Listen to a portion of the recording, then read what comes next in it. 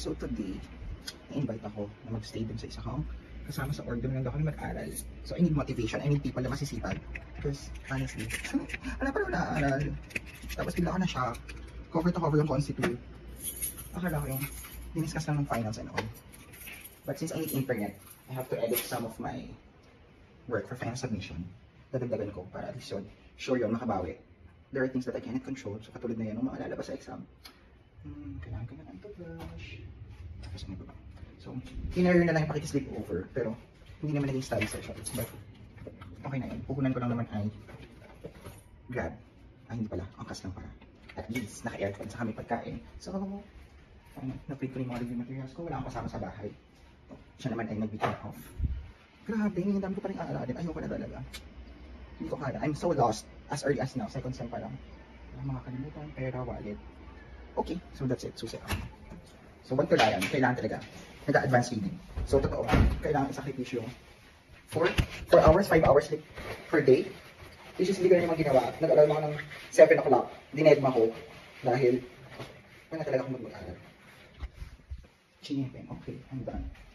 Tapos, ayan, maghahabol ako. So, baka, naman ako. Ma-inspire ako or mahiya naman ako na hindi mag-aral. Samantala, yung mga kasama ko ay mag-aaral. Na higher years pa natin. So, yun. That's it. So, simulan na natin yung mga kapit-bahay. Mag-review ka. Wala ko ng pupuchos. Wala ko naman yung angkas para ganahin ako. I'm giving myself 60 hours. Naku matutulog pa nga pala. 60 hours to review for Oblicon. Constant, bahala na talaga. Mananalig na lang ako na makikarry over. Sobra sa mga. Kuya, buko juice po. Here si Kuya, suking buko juice. Ay, magkano po dito sa malaking cup? Isa po. Ay, na akong cup ko. So, Lord, ikaw nang bahala. Bye. Morning. Hindi, magandang hapon pala. Okay, mali. O, diba? Hindi kabisado. Kaya, kung manggugulo na naman tayo. Kasi nga, mas masaya pag nagre-review or nag-aaral ng kasama, diba? Ganun pa naman ako. Hindi ko kayo mag-aaral mag-isa. Nabobore ako agad. Wait lang. Naglibot muna kasi ito. Sure, hindi. Feel at home na naman, my gosh. Like, saan na? Did you miss me? Come. Ano ginagawa mo? Bakit ka basa? Naligo ka din? Ano sabi niyo? Fresh ba? So, at least ito may aircon, may internet, may lamesa. Which is, wala lahat sa kondo. Still in transition, kaya iba pa rin yung feeling kapag kompleto at maayos, mas conducive sa pag-aaral. Hindi. Nagpapalusog lang ako. Gumagawa lang ako ng mga justification. Bakit hindi ako ay, may salamin na. Oh my gosh, love it. Hi, that's congratulations. Meron akong salamin. Huwag ka nang iihi sa kama, ya. Kasi tinutulugan namin yun. So, we're here. This is it. Let's start reviewing with BTS on the background. And some Korean pop. So, I'm on page 498. Hindi ko natapos hanggang 500 kahapon. At ang kailangan tapusin ay hanggang 800 something. Oh my gosh, how to do this? Tapos mag-video pa ako. Meron pa ako mga printouts. Para ito magbasa. But, no more excuses. So, I'm still on Article 1311. Oh my gosh! Ang contracts.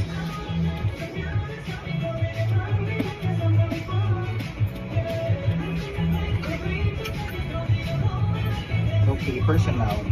Nata-transfer ba sa mga heirs sa assigned ang mga obligations sa contract? Yes, exemption lang.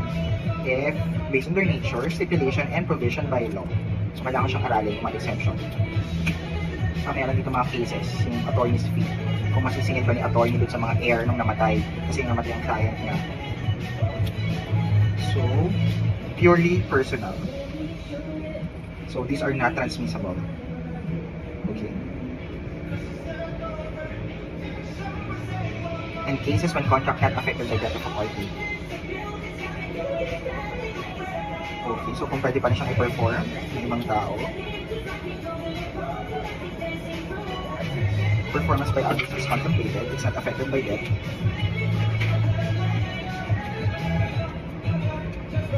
Or excuse non-performance. The death of the party does not excuse non-performance of which involves a property right. So contract of fees. So, and the rights and obligation therein as the personal representatives. Okay, so sa mga assigned. Okay, so, yeah, illustrative case. Ayun lang mga gusto ko. Example. Check 452 dito. Kaya magbasa. Then, let it be. YouTube videos. I'm notating ako from the discussion of attorney J&J. So, shortcut method. And speed 1.5. So, para lang ako nag-transcribe ko ang mga dinidiscuss na. Ang maganda kasi dito, it's direct to the point. Pagkasahin yung article, and then magbibigay siya ng example, which is, si Pocky, si Ganda, at si Beauty. So, napakadaling kabisaduhin. Napakadaling intindihan. Kesa basahin mo yung full cases or yung explanation. Sino ang author? Hindi lang sa mga. So, yeah, thank you. Thank you sa mga YouTube tutorials sa mga attorneys. So, back to it. Sana matapos. Start ako sa dulo. 1425. Ay, hindi ka na. 1424. Took a break from reviewing ng YouTube. So, parang case digest ng case digest. So, we're gonna cook our dinner. So, marinating our chicken. So, ika-fine na lang namin. At least, to have a break. Mental break from the review and all. Bahala na mag-experiment kung ano ba. Dalawa lang kami dito. What I'm gonna do is... Okay, ang bilis naman pala nito natin. So we have our pepper and basil. Kung kami taste.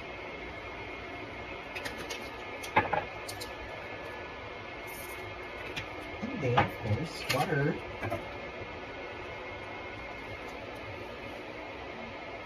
So let's just baste it. Tapos saka i-fry dito.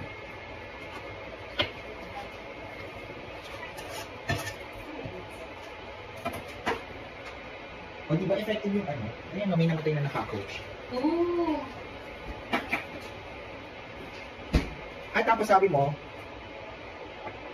Ano? may oil ka kung i-fry natin. Yes. Tapos yung mix ng ano. Sige, we could coat this with ano. Wait, crispy fry ako na spicy. Binatin na egg. Yeah, may egg din ako dyan. Oh.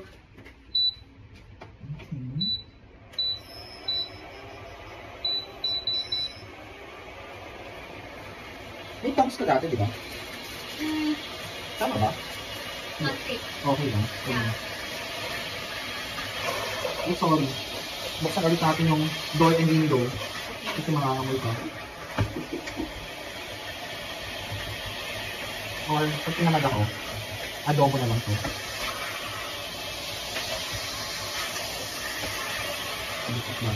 Bango. Iba talaga nagagawa ng butter. Butter is life!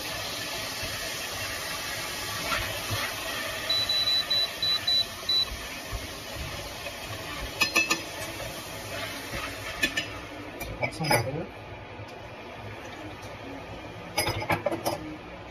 And then, let's just let it simmer for 7 minutes. Tapos i-grill ko. There you have it, folks. So, that's what we're cooking. Bye! Waiting for our chicken too. Kasi very aesthetic yung venue eh. Wala pa something. Ayaw, pinagandaan mo naman kami. Ay, I love it. Magka-turno. 200 plus lang kasi. Oh, Diba? saka okay yung pag-beach tayo. So, Yeah. I'm making the breading for our chicken. Ito na yung And, email. yeah, egg. Kahit hindi sito. So, dalawa lang ata kami. Hindi susunod yung mga ibang mga friends and all. And to make it special, I'm gonna put some milk. I'll put this way. Para malinam-nam. And it will help tenderize the chicken. So, we're gonna make a slurry for our fried chicken. Pero overnight lang yun, may pool ba? Nakita mo yung place? Yes, yeah. May pool? Meron ba yung kuya? Okay, So, so, overnight tayo, pero yung mga, usually, may Oo. mga family. Pero mga anak, uwi na. so kailangan ko ding mag-ensemble ng aking Yeah. susuot din. And once you have this, alarm, 10 minutes pa ba? The chicken will simmer pa for another 2 minutes. Then I'll collect that. Then we're gonna, ayan, tama-tama, nag-alarm na siya. So turn off. So dapat ganun. Para perfect. Lagi dapat naka-timer kung pagluluto mo. Wait, pusikat daw sa the background. Some chicken. Okay, time check 8:39. It's our dinner. So yung kaninang lunch and our chicken. So I'm editing my episode review for Philo. And yeah, may dinagdag ako. Kasi deadline naman tomorrow na, today na extend. Tapos, party music muna. So, continue ang review hanggang mamaya. So, that's it. Kain. Okay, alauna na. So, sleep time na. At marami pa rin tayong hindi natapos. My gosh. So, marami pa akong utang for bukas. Grabe! Kapag inahan to, dapat hindi na ito nilalabanan. So, mas naging ganado ko. Kasi, at isa dito ako sa ibang lugar, napilitan ako mag-aral at sumabay. At matutulog yung kasama ko. So, ako din natutulog na. Tapos, gising-gising na ako. Ano rin? Ano sa mga lang? Ay, nakikita na pa sa mga. Sunday na pa tayo. So, later. So, 5 hours of sleep. Ilaban natin. So, good night. Okay, day 2, lunchtime. Wala pa tayong ligo-ligo. Mamaya na bago umuwi. And what we have, noodles and leftover, yung chicken kahapon. Ginawa namin creamy mushroom chorba. No legs but 2:30 na. Ngayon pala magsisimula. Eh, ganun talaga. At may dumating ulit tayong document so magiging pera to next week. Kaya lang. Matagal pa yan. I need money now. Okay na. Bye. No. No.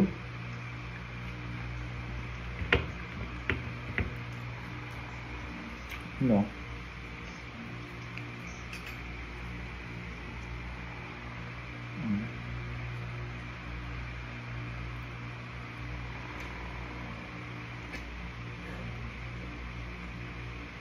Yum.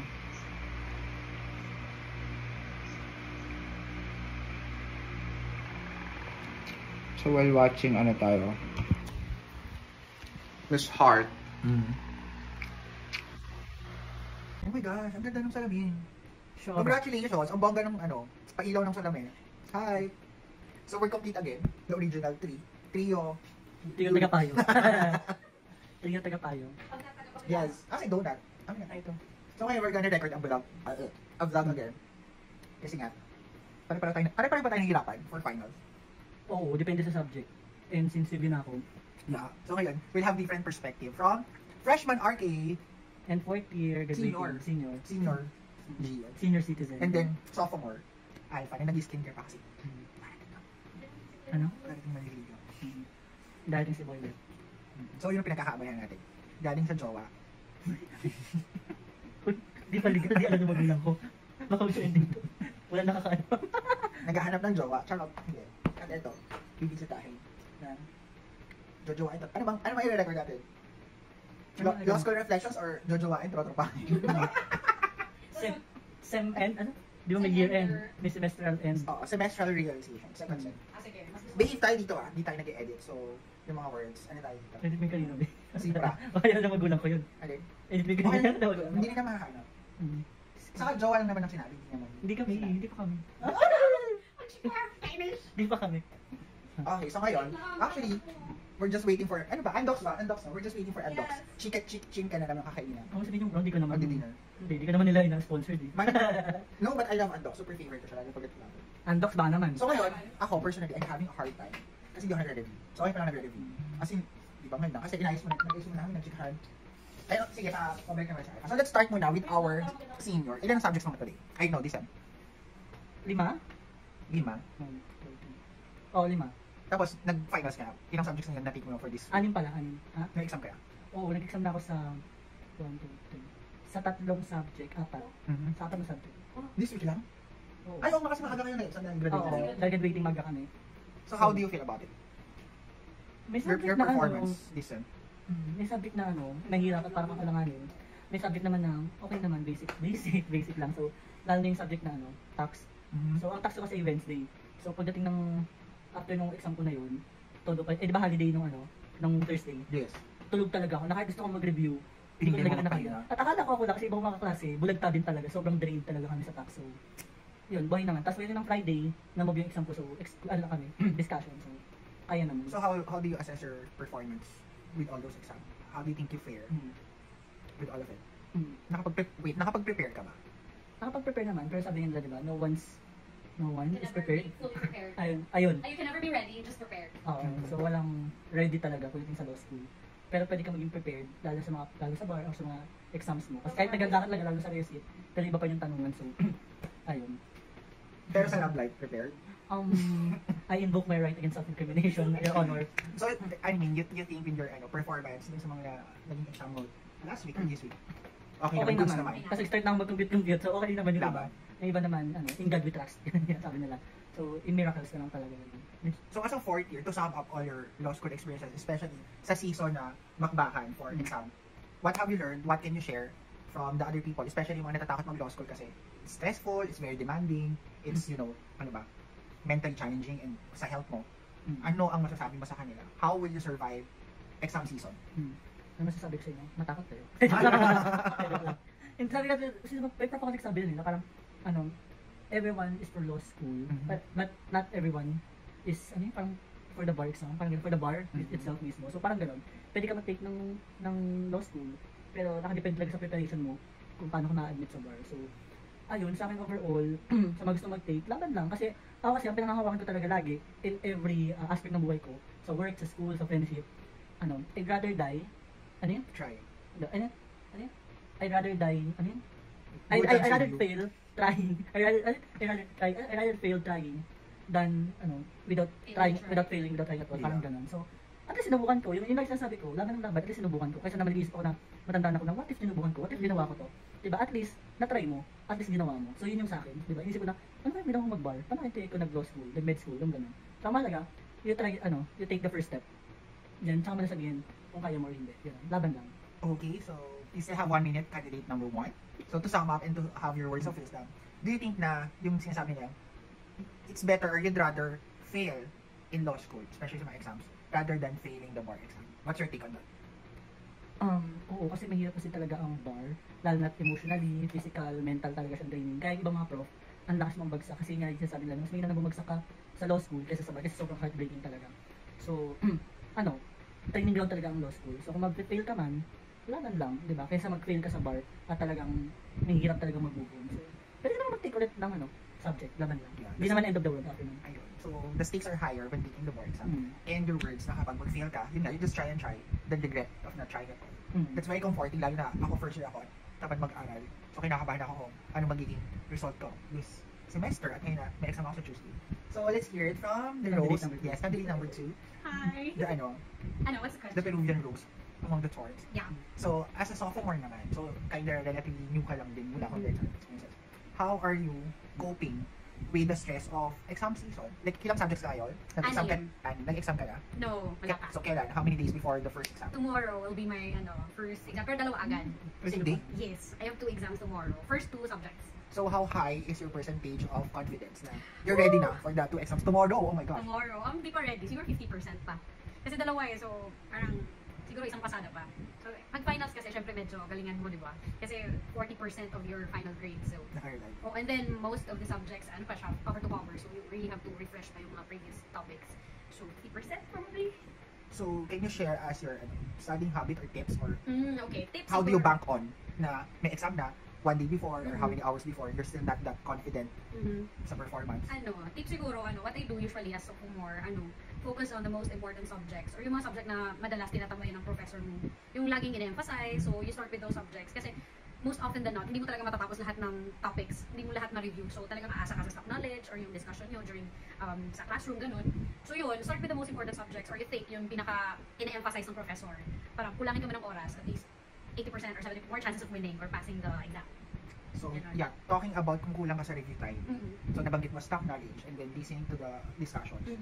Like, how important it is, like, how do you rank it dun sa, sabi nga nila, aside sa guardian angels sa dasal mo sa law school, how important it is na you have the, the intelligence, the diskarte.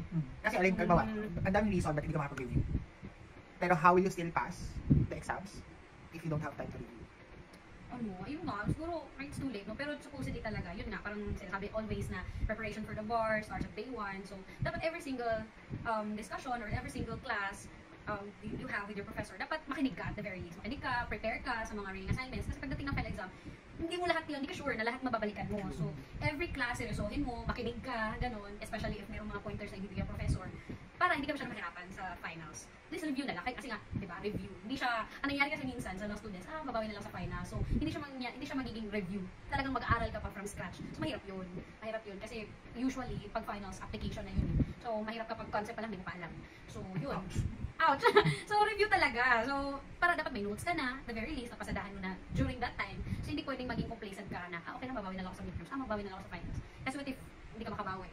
Ang hirap ng yung last chance maging mo. complacent. Wala ka ng chance eh. Tapos babagsak ka. And mind you, law school is very expensive, it's costly, it's very taxing on your part. Puyatan. So, parang naman, di ba, kung ulitin mo naman yung subjects. Sayang. So, yun totoo. Ilang oras ka gumising today? And ilang oras ka nakapag-review ngayon? Nakapag-review ka ba? 9:30 na? Hoy, nakapag-review naman. Pero syempre, inuna ko yung paglilinis. So, at 50% confidence rate. Yeah. What happened today? Kasi naglilinis lang ako, gano'n. Hindi naman kasi ako makapag-aral pag magulo. Magulo. Yes. Pag magulo yung bahay, I there can are certain focus. factors that can affect your momentum. Yes. Yung You set the right mood. Correct. Ganun. So yeah, ayun. Stock knowledge lang sa nakikinig sa prof. Which, oh my gosh, hindi ko ginawa yan this end. Dapat lang talaga. So ngayon, ayan, naghahabol ako ng concepts, especially for Omicron. So, ang discard ko, hindi ko kaya basahin yung mga book. So, naka-YouTube ako ngayon. Yun, Para helpful din yung mga yung summary na dinidiscuss sa mga attorney sa YouTube. Yun yung nino-notes mo. So, I'm just banking na. Yung pagkakaintindi mo sa principle, sa concept. Pag nag-hypothetical question, i-apply. Pero pag nag-case facts si prof, patay ka. Especially pag ang gusto niya, di ba, meron ng prof na specific case, yung jurisprudence to, yung sinabi ng Supreme Court, yun yung dapat mo ihasagot. So, mananalig tayo sa dasal, stock knowledge, and sa words mo na lang kung paano ka maging convincing. Kasi maski pa paano, basta may sinagot ka, meron ka naman siguro mga 1, 3 out of 10 if logical na may sagot mo. So, siguro pag hindi mo na talaga kayang basahin lang ng cases, worst comes to worst, diretso ka na sa doctrine. Yes. At the very least, basahin mo yung doctrine, paano nag-derive, yung decision na lang. Kasi if ever, ang lalabas sa exam, hypothetical or application, True. tapos ganun yung situation, at least meron kang doctrine, meron kang legal basis na masasay. You can still navigate. Yes, kahit diba? paano may masagot ka. Tapos kahit hindi mo na-realize na, ay okay, yun pala yung case na yun. But at least, masagot Tama, mo. kasi Kasi yun yung doctrine. At the end of the day naman, di ba? Yung stare decisis. Same elements, magiging same naman yung decision ng court for Yes. that. So, applicable lang siya. And ako, wala. Hindi pa nga ako naliligo, tapos wala talaga akong ginawa. So, I do better next time. Yes. The better. No, di ba? Oh, may next time na. Oo naman, dapat lang. Pero it's inevitable talaga na. Sometimes, excited, hindi naman excited, motivated ka mag-aral. Or meron kang mga creative juice. Katulad ni Alpha ako din. Parang gusto ko maglilinis mo ng bahay or something. Parang you clear something else para may makita ka na, may nagawa ka, may na-achieve ka. Bago ka makapag-aral na isang upo na dire-diretso. O tapos, Pagdalap ng momentum eh. katulad niyan, sama-sama na naman kami. Tapos kung ano yung pinagawa namin. Which is congratulations on your minor Alpha. So, Thank you. DIY namin yan ha. Yes, So, thanks for the nilagyan namin ng ideas. LED light. Tapos ay nagkabit kami ng mirror.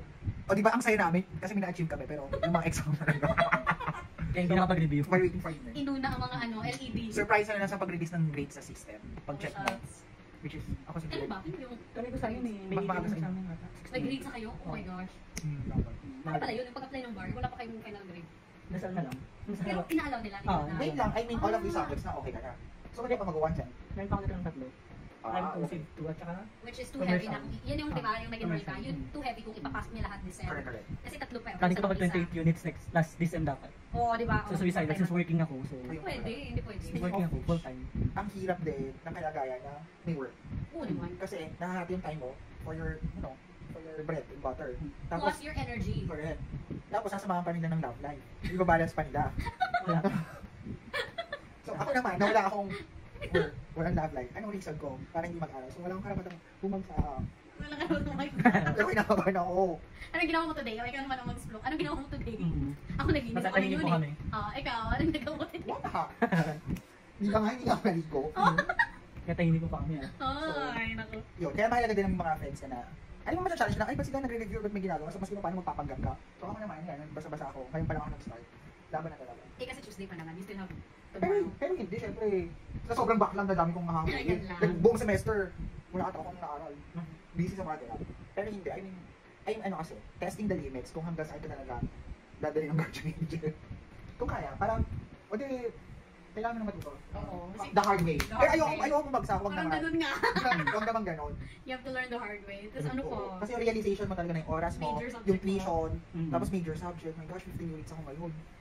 Kasi Okay. first sem, medyo easy yung first sem, nakakapag-advance AD. So So inisip ko parang, well actually, factor din talaga kung how effective the teaching style is. Kung, Ano bang, kung speaking of teaching style, ano bang teaching style ang gusto mo? Kasi parang teacher, di ba sa DepEd or sa college, may PowerPoint presentation, magdi-discuss Yung prof or the student? Magdi-discuss yung prof. Kasi, which is- although educators are facilitators of learning, sila pa rin dapat mag-set ng tone ng guide. Diba? Tapos, they just give you I would say the basics. So, mga 60-40, 70-30, yung pagtuturo. Tapos the rest, i-guide mo ng students mo na, okay, mag-report ka, or what is this about, you do your own thing. Kasi di ba, syempre, self-learning, experiential learning. Pero question, Ano? Saan mo tayo po? TikTok. 1.5 naman tayo. Pero disclaimer lang kasi sa law school, ang turo ay Socratic Socratic, method. yun na nga. So, That's my papasok ka question. doon na may alam na May dapat. bala. Sa mga prof, bato ng tanong. Minsan nasa prof na din, sasagutin lang tama o mali ka. Kasi Yes. na-experience ko yung prof na hindi sinasabi Hindi mo tama alam o ng mali. tamang sagot eh. Oo, so tanong sila kung may natutunan ka, kung natutunan mo. It's a mind game. Hmm. Di ba, you don't know. So, what's your opinion on that? Like, law school is known for that method, Socratic method, wherein, hindi magdi-discuss talaga yung teacher. Ano lang, tatanong, just to check if you have read. Kasi Ang sakit talaga, talaga sa puso ko yung gano'n. Kasi as an educator, syempre even parang template namin how to do your classroom management na yun nga, i-guide mo na parang even sa exams, may table of specifications. Kung gaano kadami yung time na dinivote mo for that specific topic, ganoon din kadami yung items na lalabas. Parang, I don't know kung scientific ba siya or kung ano man ang tawag doon, na talagang inaano mo kung ano yung mahalagang concepts. Tapos, hindi naman siya spoon feeding, pero it's like a guide, a concept map na ito dapat yung mga matakal mo lahat. Tapos, bahala ka na doon if you think na kailangan mo siya i-supplement or hindi. So ako doon ako nahihirapan kasi my gosh, mayroong mga cases, 50 pages, 200 pages. Tapos, no, may ibang prof makukuha na ko isang ganyan paragraph. sa pila namin. Like, meron prof naman na ganoon. Like, I want you to highlight this concept, Yes, gano'n. we will focus on this. Or, hindi ba naman, hindi mo na sinasabi, like the prof will let you discuss, and then after nun, okay, balikan natin tong ganito. Take note guys, ito yung importanteng concept. Para may guide ka. Basahin yun mo yung to. mga Ayun, importante. yun, isa yun sa Pwede edit, yun. magandang technique din. Although hindi naman natin sinasabi na, yun na, spoon feed. Pero it helps kasi nga minsan, ang dami talaga ng days. And 24 hours is not enough. Natulog ako kasi 8 hours to sleep. Dapat kasi yung 28 hours niya. Hindi talaga kaya i-compromise yung tulog. So, i-compromise na lang yung case reading. Ano? Maglang Sa details. makasang papasa, okay, pag-pray nyo to. Umaasa na makikarry over yung yung excess midterms last time. Saka curve ng professor. Umaasa sa mga curve, guys. Pero yun, ano ang mas mahirap? Mag-exam, kasi it's a test of your or the day-to-day attending classes. Mag-exam, I think. Kasi, ano siya eh, cumulative na eh. Like, ang dami mo nang kailangang i-review. At least kasi, pag for the day, meron ka ng syllabus. Alam mo kahit paano, ano yung mga topics na dapat aralin before this class. So, kung lalagpas man, hindi, yun na lang. Pero pag exam kasi, hindi mo alam eh, unless may mga pointers ang prof na ito yung mga pointers. Pero pag wala, talagang maghuhula ka, ano ba talagang lalabas sa concept? Ano bang kailangan kong i-master? Hindi kasi comparison yung kaba na every week, oh my gosh, baka matawag ka sa surprise Ah. receipt with all the case reading and Magkaiba siya. preparation. Kasi pag class kasi, syempre mahihiya ka, di ba, kung hindi ka makasagot. Pag exam kasi, hindi naman alam ng classmate mo kung nakasagot ka or hindi. So, medyo hindi siya nakakatakot. Kasi written lang. So, hindi mo alam mo, hindi mo naman sasabihin, wala akong nasagot, ganun. Hindi ka masyadong nahihiya. Pag ano kasi, class, talagang halata talaga, wala, nga ka, wala kang may sagot. So, nakakaya yun. I think yun, that adds the pressure or yung natatakot ka every recit. Yan. Ang normal mo, feel ko, mas gusto ko yung exam na agad. Kasi once na matapos na, una makakahinga ka na. Pangalawa, dahil alam mo na yung tanong, you can now go back to the i-compare mo yung answers mo. You could, Ako binabalikan ko. Ayun, kasi stress You ako. could, ayun na, you could check your answers. And for that, we'll continue at part 2. Andito yung bisita niya. Yes. Kasi secret pa muna. So, yun lang, bye!